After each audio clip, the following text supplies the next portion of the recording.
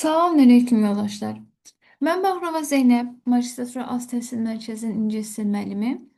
Bu gün inşallah sizinlə 7 iyun 2026-cı il tarixində keçirilmiş magistratura sınağı imtahanının İngilis dil fənni üzrə olan sualların izahına baxırıq. Birinci başlayaq dinləmə sualları ilə. So, Barry, we are looking for people to work at our head office on the customer service team. We are looking for people to work in our head office on a customer service team. Biz deyək ki, customer service team, yəni müştəri xidmətlərində işləyəcək bir işçi axtarırıq harda head office-də. Həmin sualın cavabı verilib 5-ci sualda. Biri haqqında, həmin cümlə 5-ci sualın cavabıdır. B haqqında hansı ifadə doğrudur? Cavabımız olacaq B variantı. Niyə? B variantı deyir ki, Barry is applying. Barry müraciət edir. For a customer service position parafraz edilibdir. At the company's head office. Şirkətin baş ofisində. Cavabımız oldu B variantı. Davam eləyək. First, could you tell me a little about yourself? I'm Barry. I'm 23 years old, single, male, blonde hair, rather nervous in interviews. You work for a telemarketing company at the moment. Is that right? How You are working for the telemarketing company. Hazırda telemarketing üçün işləyirsən. Davam eləyək. long have you worked there? Well, I left my old job in June, and now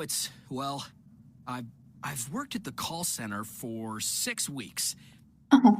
İyun ayında köhnə işimdən çıxdım və 6 həftədir ki, hazırki işimdə işləyirəm. Hazırki işi nədir? Call center. Hazırda call centerdə işləyir. Deməli, birinci sualda B variantı bizə deyir ki, B ilə hazırda olduğu işlə 2 aydan daha az müddətli işləyir. Bəli, 6 həftə 2 aydan daha az müddətli. Cavabımız oldu C variantı. Davam edirik. Have you read my resume? I did send one. I mean, I wrote everything there, so... Read my resume. Resume CV deməkdir. Mənim CV-mi oxumusunuzmu? Mən yazılı bir versiyasını göndərmişəm və orada hər bir şeyi qeyd eləmişəm. Deməli, üçüncü sualda C variantına baxırıq. C variantı bizə deyir ki, Barry expect the interview to rely mainly on his written application. Yazılı müraciətinə əsaslanaraq davam etməsini istəyir intervyunun. Demək ki, üçüncü sualda cavabımız oldu C variantı. Davam edirik. Okay. What do you know about Base One IT services? Well, Base One is a great IT company with great services, and the office here is, really cool. And you seem very nice, and Barry, teamwork is very important for us here at Base One. Can you tell Teamwork is very important for us. Bizim üçün komanda işi çox önəmlidir. Bu da oldu ikinci sualda C variantı. The interviewer emphasize vurğulamaq deməkdir. The importance of teamwork in the role. Yəni bu iş üçün teamwork'un əhəmiyyətini vurğulayır. Bu da oldu ikinci sualda C variantı. Bunlar oldu dinləmənin cavabları. Davam edirik mətnlərlə. Deməli, birinci mətnimiz Osman Batur haqqındadır. Bizə nə deyir? 6.1-ci sualda deyir ki, de-escalating political tension in Xinjiang promoted him to take action. Xinjiangda siyasi tension, yəni təzyiqin artması onu vadar edir ki, bu barədə bir tədbir görsün.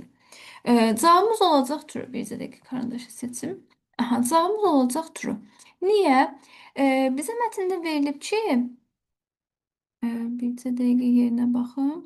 As political tension, yəni political siyasi təzyiq Xinjiangda artdıqca he became involved in defending the rights and independence of the Kazakh people. Qazax xalqının müstəqilliyini və hüquqlarını qorumaq işinə başladı. Yəni bunun üçün bir addım atmış oldu. Cavab oldu A variantı. Altı içdə deyir ki, his critics held a positive view of his efforts to protect the community. Onun critics yəni onu qınayanlar deyə tərcümə olunur hərfi mənası. Mənası yəni onun rəqibləri deyək. Rəqiblər onun haqqında müsbət düşünürdülər ki, o cəmiyyəti qorumağa çalışır. Xeyr, əksinə, çünki bizə mətndə deyir ki, his supporters believed he was protecting their cultural land and freedom. Onun ardıcılları, onun tərəfdaş olanlar düşünürdülər ki, o culture, mədəniyyəti, torpağı və azadlığı qoruyur. However, his opponents considered him dangerous because of his military activities. Amma onun rəqibləri onu təhlükəli olduğunu düşünürdülər because of onun hərbi fəaliyyətlərindən ötəri. Demək 6.2'də cavabımız oldu false. 6.3'te the opposing forces were ultimately apprehended by him. Yine rəqib qüvvələr, yəni söhbət burada Çin Xalq Partiyasından gedir, Komünist Partiyasından, onun tərəfindən tutuldu, yəni dustaq edildi. Yox, əksinə bizə mətndə deyir ki, bircə dəqiqə yerini tapaq. After several years of resistance, he was captured. O tutuldu 1951-ci ildə. Later executed. Executed yəni beheaded, edam olundu. Demək 6.3 yəni oldu false. 6.4'te Osman Batur struggle was primarily driven by the desire to gain financial benefits rather than to defend his people's independence. Osman Batur'un deyir müqaviməti nəyə əsaslanırdı? Yəni inner istəyi, motivasiyası nə idi? Financial benefit qazanmaq. Nədənsə, demək, independence, müstəqillikdənsə financial benefit üçün döyüşürdü. Yox, bizə mətndə deyir ki, bu xalqının azadlığı və qorunması, torpaqların qorunması üçün döyüşürdü. Burada qeyd olunub, 3-cü abzasda verildiyi kimi. Demək ki, 6.4'də cavabımız oldu false. Bunları silək. Davam edirik. 7-ci sualda abzasımız nə ilə başlaya bilər? Deməli, bu tipli sualları işləyəndə qaydamız nədir? Hər bir abzasın birinci cümləsi topic sentence'dir. Topic sentence'in iki funksiyası var. Bir, verilmiş abzas barədə bizə məlumat verən ilkin cümlədir. İki, digər abzasla, yəni bir əvvəlki abzasla bunun bir-birinə bağlanmasında rol oynayır. Baxıram nəyə? In Kazakhstan and among Kazakh communities abroad, he is often remembered as a symbol of courage and resistance. Qazaxıstanda və xaricdəki Qazax icmalarında o courage, cəsarətin və müqavimətin simvolu olaraq xatırlanır. Books, documentaries and songs continue to tell the story of his fight for independence and national identity. Kitablar, documentaries, sənədli filmlər, mahnılar onun müstəqillik uğrunda və xalqının kimliyinin qorunması olan döyüşlərini barədə hekayələr danışmağa davam edir. Demək ki, əslində bu sualın işləməsinin asan yolu bir əvvəlki abzasların hamısı keçmiş zamandan bəhs edir. Burada isə indiki zamandan bəhs edir. Demək ki, hazırki dövrdən əlaqəli bir cümlə seçməliyəm. Eyni şəkildə bu cümlə birbaşa Osman Batur'un necə bir insan olaraq xatırlanmağından bəhs eləməlidir. Baxıram variantlara. Osman Batur supported complete foreign control over his homeland. Homeland ana vətən deməkdir. Osman Batur nə edirdi? Öz ana vətənində xarici qüvvələrin kontrolunu dəstəkləyirdi. Xeyr, A variantı getdi. Resistance against stronger military powers was part of Osman Batur's struggle. Deməli, Osman Batur'un çətinliklərin əsas birisi də daha güclü hərbi qüvvələrlə vuruşması idi. Məlumat düzgündür, amma bu abzasına əlaqəli deyil, B variantı getdi. C variantı düzgün cavabdır, bunu izah edəcəm. D variantı davam edək. Osman Batur avoided involvement in political struggles. O da siyasi problemlərlə bulaşmaqdan çəkinirdi. Yox, əksinə sırf siyasi problemlərlə vuruşmaq üçün, yəni buna müqavimət göstərmək üçün döyüşürdü. Yenə informasiya doğrudur, amma bu abzasın uyğun gəlmir. Bu abzas Osman Batur'un necə biri olaraq xatırlanmağından danışır. D variantı elendi. Y variantı Osman Batur's forces were highly organized and unbeatable. Bu variant isə tamamilə yanlışdır. Çünki bizə deyir ki, less organized. Bircə dəqiqə yerini tapaq. Onun ordusu zəif idi və less organized və daha az organizə idi. Ancaq bu variant sırf yanlış informasiya olduğuna görə çıxdı. Cavabımız qaldı C variantında. Today, Osman Batur remains an important historical figure for many Kazakhs. Bugün Osman Batur önemli historical figür, yəni tarixi şəxsiyyət olaraq qalır çoxlu Qazaq üçün. Güzel, cavabımız oldu C variantı. Bunları silək, davam edək. 8-ci sualda bizə deyir ki, nomadic nə deməkdir? Bircə dəqiqə bunu buradan seçim. Aha.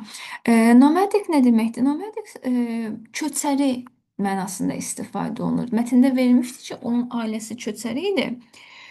Cavabımız olacaq B variantı. Moving from place to place instead of living permanently in one area. Bir yerdə daimi yaşamaqdansa bir yerdən başqa yerə köçmək. Cavabımız oldu B variantı. 9-cu sualda deyir ki, Osman Batur haqqında verilmiş ifadələr hansı düzgündür? Became famous mainly because of his scientific discoveries. Yox, elmi araşdırmalarına, amin kəşflərinə görə məşhurlaşmamışdı. Bu getdi. 52 yaşında naturally, təbii şəkildə öldü. Yes variantlar verilmiş mətnə görə çıxanda 52 yaş eləyir, amma naturally ölmədi. Çünki bizə verib ki, executed. Executed yəni edam olundu deməkdir. Bu variantında getdi. C variantı was a non-essential. Non-essential, unimportant deməkdir. Xeyr, bizə mətndə vermiş ki, essential bir figür idi. Bu da getdi. D variantı was involved closely with the Chinese Communist Party. Yox, əksinə bu Çin Komünist Partiyasına qarşı vuruşurdu. D variantı getdi, cavabımız qaldı Y variantı. Continues to be remembered as a symbol of bravery. Bravery cəsarət. Cəsarət simvol olaraq xatırlamağa davam edirdi. Cavabımız oldu Y variantı. Davam edirəm 10-cu sualın. 10-cu sualda bizə deyir ki, hansı sualların cavabı var? How long was he imprisoned? Imprisoned həbs olundu before his execution. Bu barədə bizə məlumat verilmir. Yes deyir imprisoned oldu, yəni capture tutuldu. Yes deyir execution baş verdi. Amma arada nə qədər vaxt var idi? Bunun cavabı yoxdur. Bir getdi.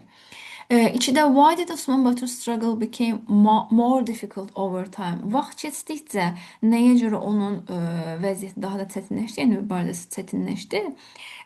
Çünki bizə deyir ki, bircə dəqiqə, Osman Batur struggle became more difficult after the Chinese Communist Party gained power in 1949. 1949-cu ildə Çin Komünist Partiyası həmin bölgəni işğal edir. Yəni orada güc qazanır. Güc qazandan sonra artıq Osman Baturun da vəziyyəti biraz çətinləşir. Mübarizə aparmaqda çətinlik çəkir deyə cavabımız oldu burada. 2-nin cavabı var. Yes. 3-də what kind of what kind of family did he grow up in? Necə bir ailədə böyüdü? Biz bayaq deyək ki, nomadic, düzdürmü?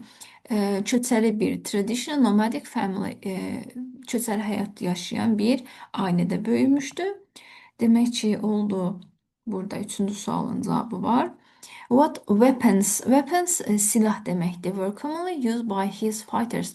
Onun döyüşçüləri əsasən hansı növ silahdan istifadə edir? Zəif olduğunu deyir. Yəni Komünist Partiyasının müqayisədə. Amma hansı silah bunu vurğulamır? How many people did the Chinese Communist Party execute in Xinjiang? Xinjiangda nə qədər insanı edam edirlər? Bunun cavabı yoxdur. Bizə deyir ki, Osman Batur edam olundu. Amma nə qədər adam edam olunmuşdu? Bax, bu sualın cavabı yoxdur. Cavabımız oldu 2, 3. Bu da oldu bizdə birinci mətnin cavabları. Keçirik ikinci mətnə. Bir dəqiqə bunu yerləşdireyim ekrana. Okay. Deməli, 11-ci sualda bizə deyir, artificial intelligence system in Kenya operate without any human involvement. Heç bir insan involvement olmadan öz fəaliyyətinə davam edir. Nə? Artificial intelligence system. Kenyadakı süni intellekt sistemi. Deməli, bizə nə verir mətndə? Deyir ki, artificial intelligence is becoming more common around the world. Dünyanın hər yerində daha məşhur olmağa başlayır. But many people do not know about the workers behind it. Amma əksər insanlar, bir çox insan bunun arxasında olan işçilərdən xəbərsizdir.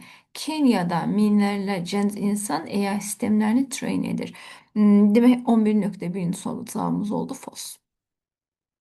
11-ci a considerable number of workers involved in AI tasks are still completing their education.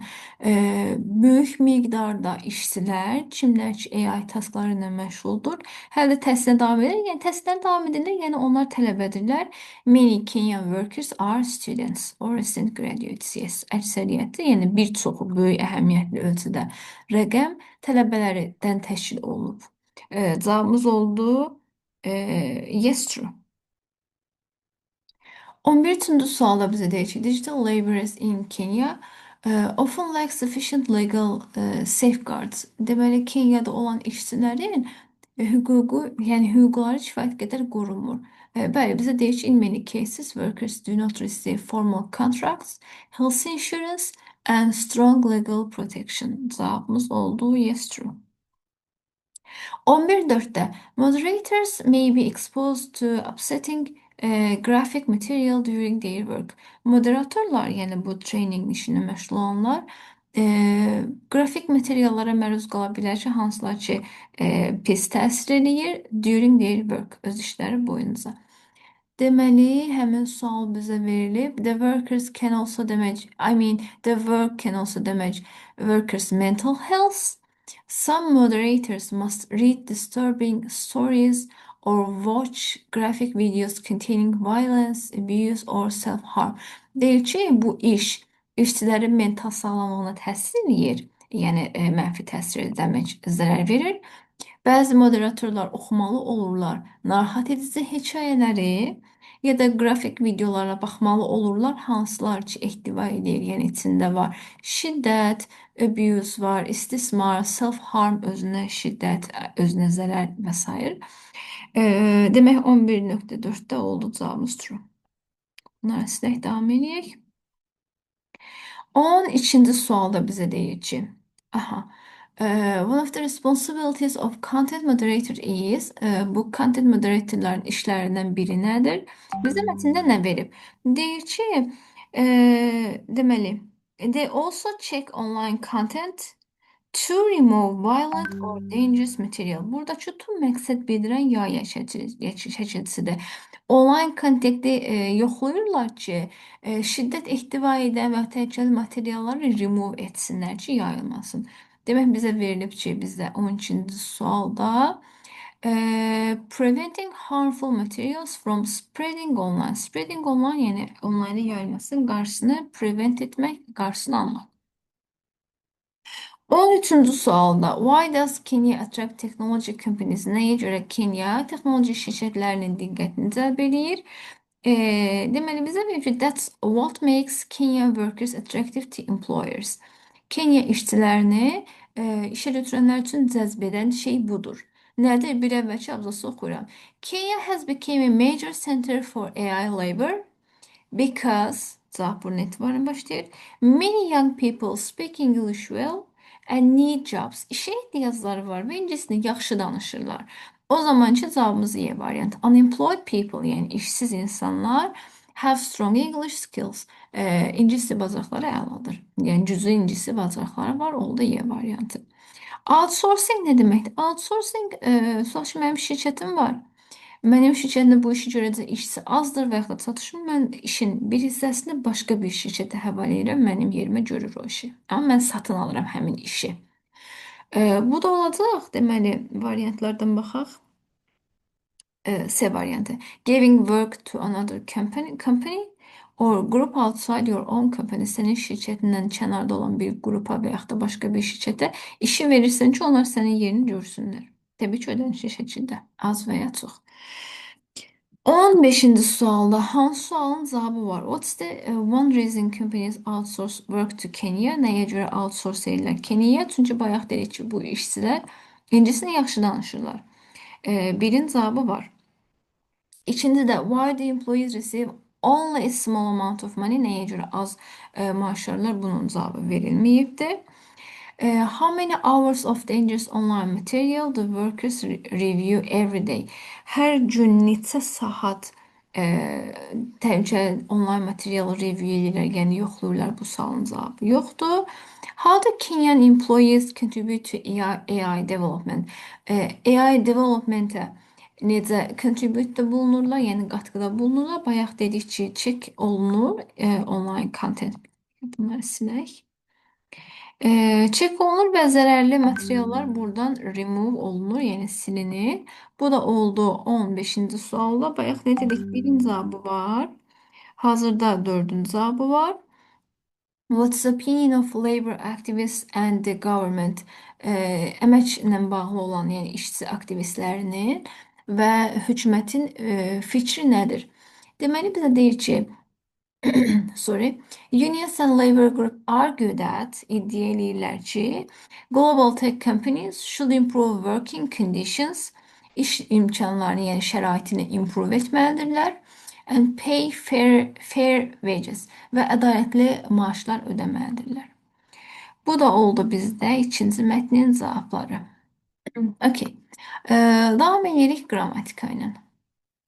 Deməli, 16-cı sualda. 16-cı sualda bizə deyir ki, each of the participants of the meeting have been given different tasks. Burada problem nədədir? İçdən sonra ya gələcək sayıla bilən tək isim, ya da offdan istifadə olanda cəm isim verə bilirik. Amma hər iki halda bizim xəbərimiz olmalıdır təkdə. Yəni burada has been given olmalıydı. Birinci sual səhv, bir getdi. Birinci cümlə səhv. İkinci də all the damage were attributed to the nearby data center. Burada problem isə oldan sonra sayıla bilən isim də gələ bilər. Bu halda cəmdə olur.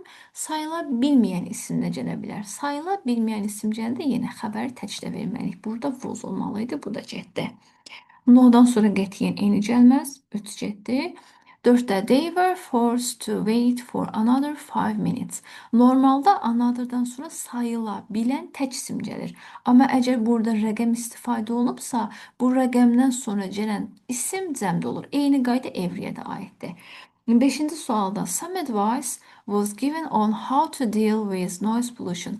Burada məsələ nədir? Samdan sonra cəm isim də gələr, olduğu kimi. Sayıla bilməyən isim də gələr. Cəm isim gəlsə xəbər cəmdə, sayıla bilməyən isim gəlsə xəbər təkdə. Cavab oldu 4 ilə 5 A variantı. 17-ci sualı. Deməli, baxırıq variantlardan. I'm sorry ilə başlasa uyğun gəlmir. Sən onu ödəyənə qədər burada variant 1 ilə başlaya bilmirik. Late fees, gecikdirilmə cəzası, ödənişi, cəriməsi. Bu ilə başlaya bilmirik. Nə qədər borcluyam? Üstümdə bu qədər pul yoxdur. Kitabxana kartı 7 ola bilər. Amma variantlara baxıram 10 daha uyğun gəlir. Onda deyir ki, how may I help you? Mən sizə kömək edə bilərəm. Amma make-up story olsun, make-up dialoq olsun. Variantla işləsəz belə mütləq qayıdıb yoxlayın. Mən hazırda aynen beni yoxlayacağam. Görək hansı uyğun gəlir. Ondan sonra bizə 8 veribdir. I need to check these books out. Mən bu kitabları geri qaytarmaq istəyirəm. Deməli 10, mən götürmək istəyirəm. 7-ci sualda do you have your library card? Kitabxana kartınız varmı? Okey, ola bilər. Ya sonra 3 gəlir, ya 6 gəlir. Birinci baxaq 3-ə. Here it is, buyurun, ola bilər. 6-da siz 24 dolar borclusuz. Bu uyğun gəlmir. Ona görə 3-dən davam edirəm. Yəni A variantını yoxlayaq. 3-dən sonra 2. It appears that you have late fees. Gecikdirilməyə görə borcunuz varmış kimi görünür. Sonra 4. Mən nə qədər borcluyam? 6. You owe $24.50. 24 dolar 50 sent borclusunuz. Okey. Sonra 5. Mənim üstümdə bu gün o qədər pul yoxdur. I'm sorry but until you pay it, siz bunu ödəyənə qədər you won't be able to check out any more books. Daha çox başqa kitab götürə bilməyəsiniz. Bəli, bütün var cavablar uyğun gəlir. Məntiqli səslənir. Cavabımız oldu A variantı. 18. 18. Before nə deməkdir? Əvvəl, düzdürmü? Qayda necədir? Before-dan əvvəlki boşluğu yazacağım keçmiş bitmiş zamanda.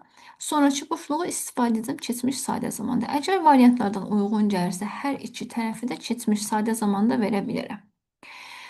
Ondan sonra Bayezid Haymın qaydası nədir? Bayezid Haymdan sonra burada keçmiş sadə zaman olarsa, bura keçmiş bitmiş zamandır. Bura indiki sadə zaman olarsa, bura gələcək bitmiş zamandır. Cümlem keçmiş zamanda zaten variantlarında keçmiş zamanda olacaq. Keçmiş zamana davam edirəm. Bura keçmiş sadə zaman. Burada keçmiş bitmiş zaman. Sonra promise qayda necədir? İki feil yanaşı gəlirsə, aralarında gələn feili mütləq to infinitivdən istifadə etməliyəm. To infinitiv. O zaman variantlardan çıxış edərək baxaq hansı variant uyğun gəlir. Had arrived D variantı ələndi. Mütləq şəkildə bu tərəfdə keçmiş, bitmiş də olmalıdır. By the time-dan A variantı getdi, B variantı getdi. Ya C variantıdır, ya D var, Y variantıdır. Deməli, C variantında düzgün cavabımızdır. Çünki keçmiş bitmişlə verib. Y variantında bitmişi burada verdiyinə görə səhvdir. Əgər had olmasaydı bu cümləni düzgün kimi götürə bilərik. Variantı düzgün götürə bilərdik. Oldu C variantı. 19'da Jane was very tired and sleepy. Jane yorğun və yuxuluydur. After a long working day, uzun iş günündən sonra boşluq. She washed all the dishes in the kitchen. O mətbəxdəki bütün qabları yudu. Yorğun idi, amma qabları yudu. Cavabımız oldu Y variantı. Although the test was something, the instruction were something. I mean something somehow somehow. Baxmayaraq ki test nə desəydi, instructionlar bu cür idi. Yəni biri digərini təkzib edən variantlar olmalıdır. Easy, straightforward hər ikisi asan deməklə getdi. Hard, challenging hər ikisi çətin deməklə getdi. Digər variantlara baxaq. Onu silim. Aha, deməli, acetli, becetli, challenging, puzzling hər ikisi çaşdırıcı deməkdir, getdi.